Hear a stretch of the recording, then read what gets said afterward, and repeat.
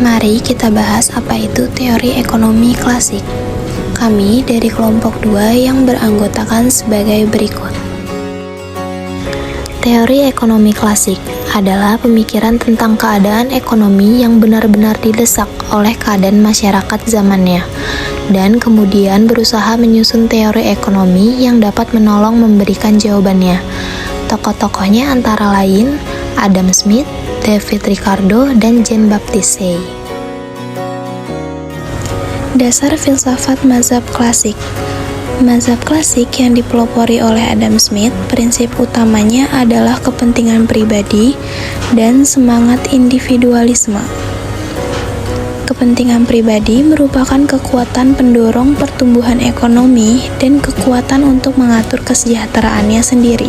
Pasar barang. 1. Menurut kaum klasik, di pasar barang tidak mungkin akan kekurangan produksi atau kelebihan produksi dalam jangka waktu lama, sehingga selalu terjadi pasar bersih atau yang disebut clearing market, atau pasar dalam kondisi keseimbangan atau equilibrium. 2. Jika pada suatu waktu terjadi kelebihan atau kekurangan produksi, maka mekanisme pasar akan secara otomatis mendorong kembali perekonomian tersebut pada kondisi di mana tingkat produksi total masyarakat yang disebut penawaran agregat akan memenuhi permintaan total masyarakat secara tepat. Kaum klasik beranggapan bahwa setiap barang yang diproduksikan selalu ada yang membutuhkannya.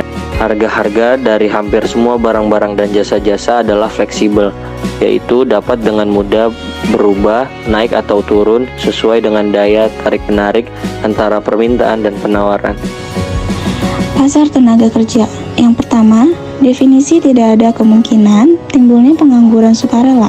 Lalu yang kedua, pengangguran sukarela itu berlangsung hanya sementara saja, mengasumsikan bahwa upah cukup fleksibel sehingga pasar tenaga kerja selalu berada dalam keseimbangan. Pasar uang.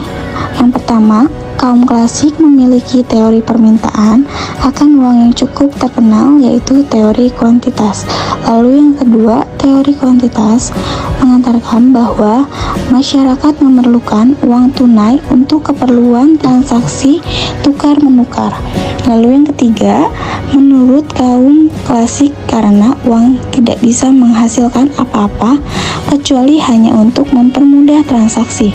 Lalu yang keempat, semakin banyak transaksi yang dilakukan oleh masyarakat, semakin banyak pula uang tunai yang dibutuhkan oleh masyarakat tersebut.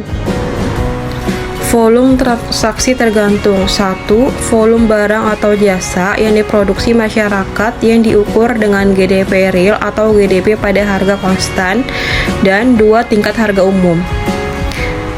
Pasar luar negeri. Di pasar luar negeri, kaum klasik juga menganut pandangan bahwa dunia secara otomatis mengoreksi ketidakseimbangan.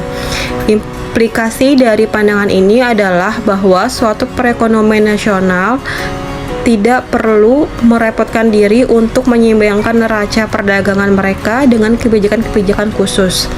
Asal saja pemerintah mau memakai salah satu dari sistem pembayaran luar negeri ini, sistem standar emas dan standar kertas dan kurs devis yang fleksibel.